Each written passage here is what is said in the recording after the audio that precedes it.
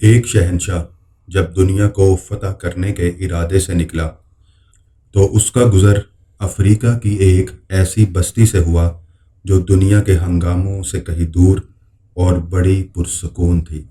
یہاں کے باشندوں نے جنگ کا نام تک نہ سنا تھا اور وہ فاتح اور مفتوح کے معنی سے نا آشنا تھے۔ بستی کے باشندے شہنشاہ اعظم کو مہمان کی طرح ساتھ لے کر اپنے سردار کی جھونپڑی میں پہنچے۔ سردار نے اس کا بڑی گرمجوشی سے استقبال کیا اور پھلوں سے شہنشاہ کی تواضع کی۔ کچھ دیر میں دو قبائلی فریق، ایک زمین بیچنے والا اور دوسرا زمین خریدنے والے کی حیثیت سے اندر داخل ہوئے۔ سردار کی یہ جھونپڑی عدالت کا کام بھی دیتی تھی۔ زمین خریدنے والے نے کہا، میں نے اس شخص سے زمین کا ایک ٹکڑا خریدا تھا۔ ہل چلانے کے دوران اس میں سے خزانہ برآمد ہوا۔ میں نے یہ خزانہ اس شخص کو دینا چاہا لیکن یہ نہیں لیتا۔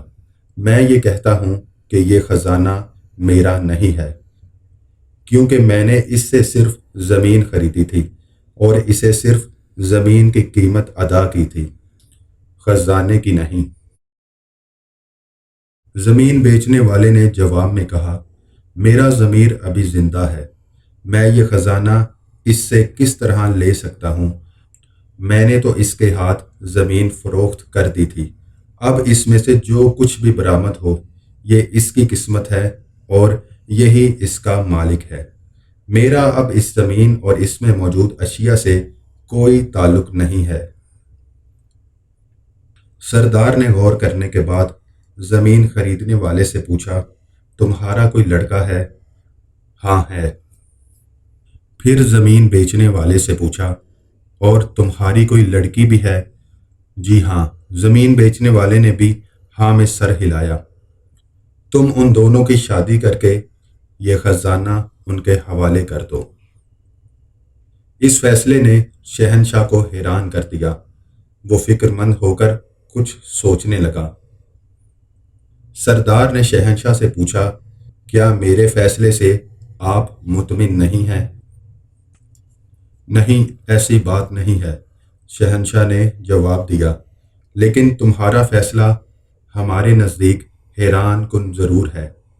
سردار نے سوال کیا، اگر یہ مقدمہ آپ کے روبرو پیش ہوتا تو آپ کیا فیصلہ سناتے؟ شہنشاہ نے کہا، پہلی بات تو یہ ہے کہ اگر یہ مقدمہ ہمارے ملک میں ہوتا تو زمین خریدنے والے اور زمین بیچنے والے کے درمیان کچھ اس طرح کا جھگڑا ہوتا کہ بیچنے والا کہتا کہ میں نے اسے زمین بیچی ہے اور اس سے زمین کی قیمت وصول کی ہے۔ اب جب کہ خزانہ نکل آیا ہے تو اس کی قیمت تو میں نے وصول ہی نہیں کی، اس لیے یہ خزانہ میرا ہے۔ جبکہ خریدنے والا کہتا کہ میں نے اس سے زمین خرید لی ہے، تو اب اس میں سے جو کچھ ہے وہ میری ملکیت ہے اور میری قسمت ہے۔ سردار نے شہنشاہ سے پوچھا کہ پھر آپ کیا فیصلہ سناتے؟ شہنشاہ نے اس کے ذہن میں موجود سوچ کے مطابق فوراً جواب دیا کہ ہم فریقین کو حراست میں لے لیتے اور خزانہ حکومت کی ملکیت قرار دے کر شاہی خزانے میں داخل کر دیا جاتا۔ بادشاہ کی ملکیت؟ سردار نے حیرت سے پوچھا، کیا آپ کے ملک میں سورج دکھائی دیتا ہے؟ جی ہاں، کیوں نہیں؟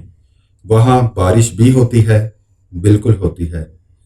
سردار حیران تھا، لیکن ایک بات اور بتائیں، کیا آپ کے ہاں جانور بھی پائے جاتے ہیں جو گھاس اور چارہ کھاتے ہیں؟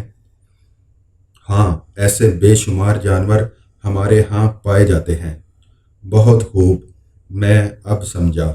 سردار نے یوں گردن ہلائی جیسے کوئی مشکل ترین بات اس کی سمجھ میں آ گئی ہو۔ تو اس ناانصافی کی سرزمین میں شاید انہی جانوروں کی وجہ سے سورج روشنی دے رہا ہے اور بارش کھیتوں کو سیراب کر رہی ہے۔ ویڈیو کو لائک اور شیئر کریں اور ہمارے چینل تعبیر ٹی وی کو سبسکرائب کر لیں۔